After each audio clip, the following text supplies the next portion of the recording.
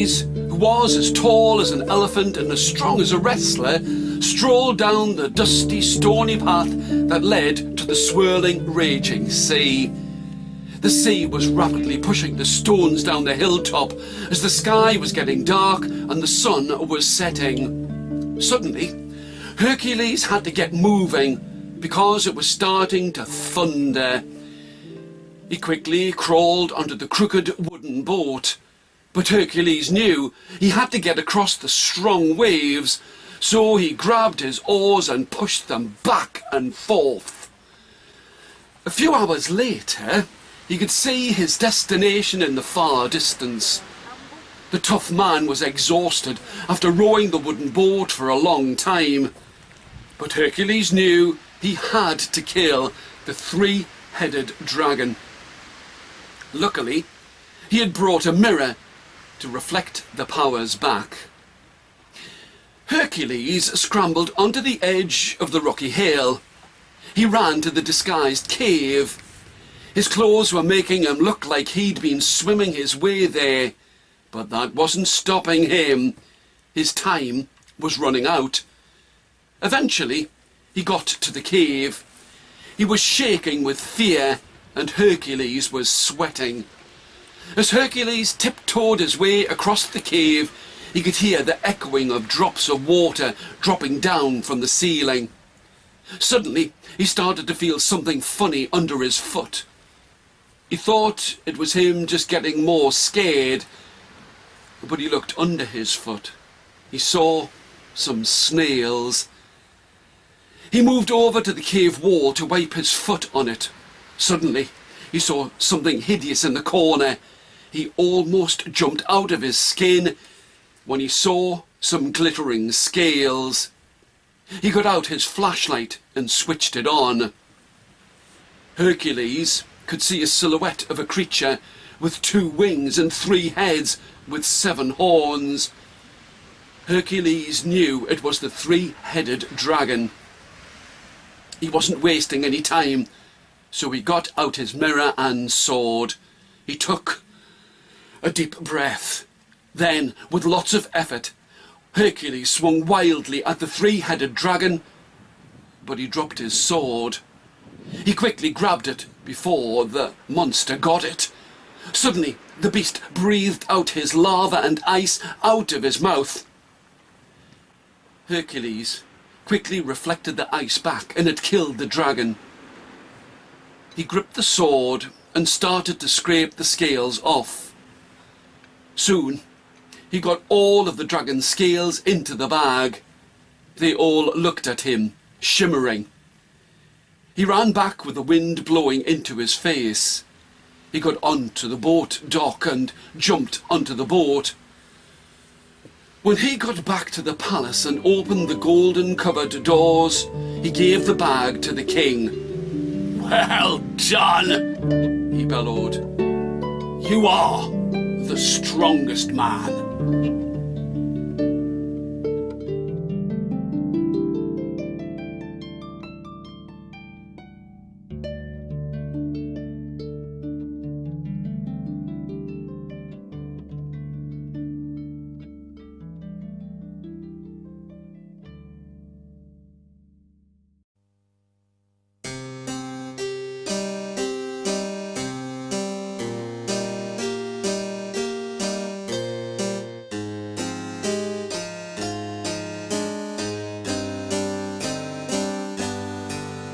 If I mentioned Jack of the Beanstalk, I bet you would think of Jack being a hero. Well, that's completely wrong. I'm going to tell you the real story. Jim the Giant was not who you think he was. Jack made it all up about him being a man-eating monster.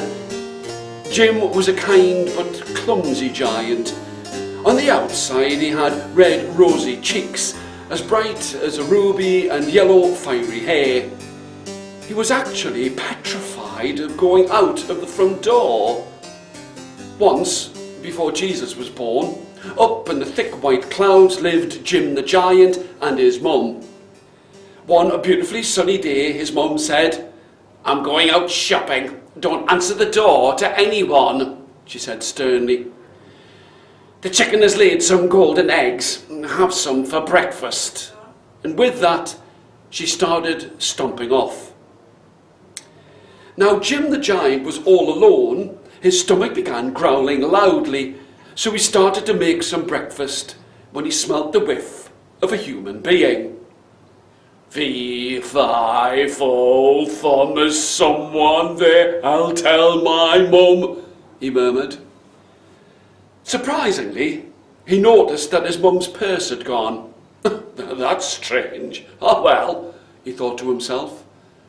Just then, he spotted something scrambling away. He went towards the door, shaking with fear. Suddenly, he saw someone running out of it. It was Devious Jack. Jim had no choice. He had to chase after him all the way down the beanstalk. At the bottom, Jack shouted to his mum, "Quick! Bring an axe!" And whack! The beanstalk collapsed to the ground, and so did poor old Jim the Giant. Later on, Jim's mum got back, and to her surprise, she found Jim tied up round his hands and ankles, sobbing his heart out. Jim had to explain what had happened, whilst Jack and his mother got away with it all. So there you are, the real story. Which one do you believe now?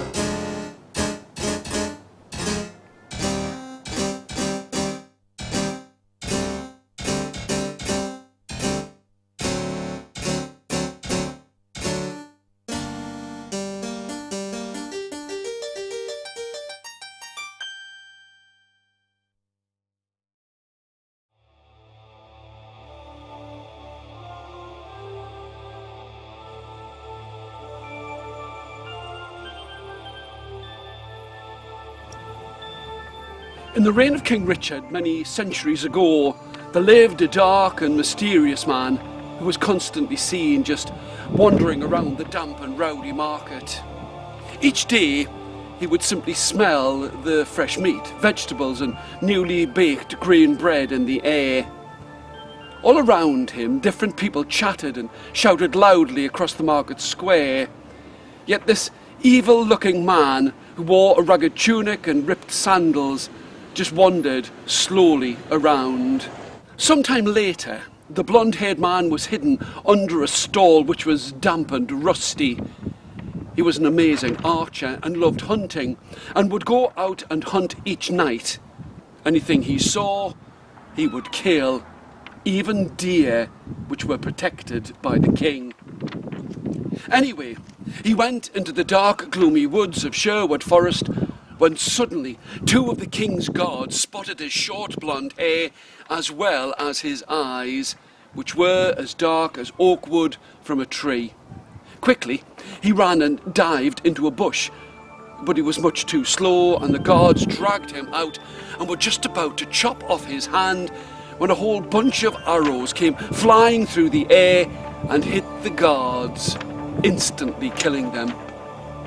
He knew it was Robin Hood and the Merry Men. Robin helped him and said, "Any man willing to kill a deer can join the Merry Men."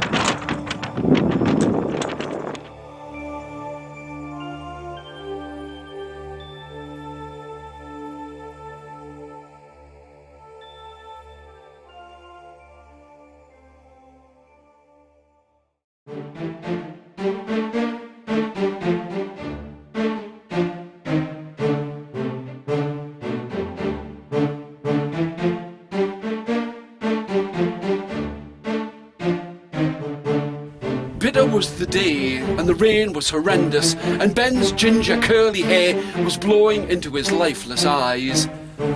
As Ben's straight lips blew his hair away, his dark t-shirt and scruffy joggers were getting drenched from top to bottom. But Ben didn't care, for Ben was brave and up for any challenge. His only fear was clowns. Those creepy and unusual clowns. He never wanted to see them again. Not after last time. Walking home that night, Ben looked at his watch and his favourite hockey show was on, so he took a shortcut through the woodland, even though he didn't know his way through the woodland. But if he wanted to watch the hockey, that would be his only choice. So Ben decided to carry on walking. After 20 minutes, Ben stumbled across a mysterious, creepy house. It was abandoned. Then he wondered that maybe this crooked house may have a working TV. Cautiously, he walked through the creaky doors. The house was a mess. There was crushed glass on the carpet, and there was tossed furniture all over the beaten house. "Oh my," he muttered. There was only one light in the house, and that was the light from Ben's trainers. It was as dim as the sky.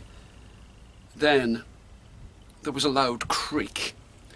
Ben's hair on his arms stood up. His heart was pounding, and then his blood ran cold. There was a shadowy figure standing right in front of him. Then he realised what it was. The one thing he hated. Those creepy face-painted clowns. "Ah!" Ben shouted at the top of his lungs. The clown looked down at the terrified boy. Thud. Thud. The lights burst. Ben couldn't move. It was pitch black. Ben screamed and screamed, but this contraption was too small. "Help!" he whispered for the last time. Was this the end?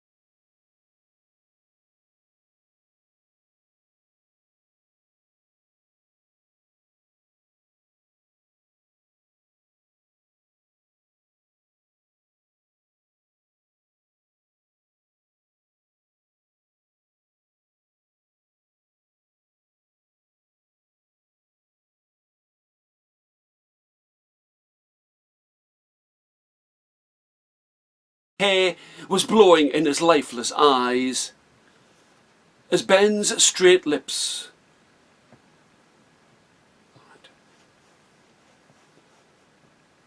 bitter was the day. Bitter was the day, and the rain was horrendous, and Ben's ginger curly hair was blowing in his lifeless eyes.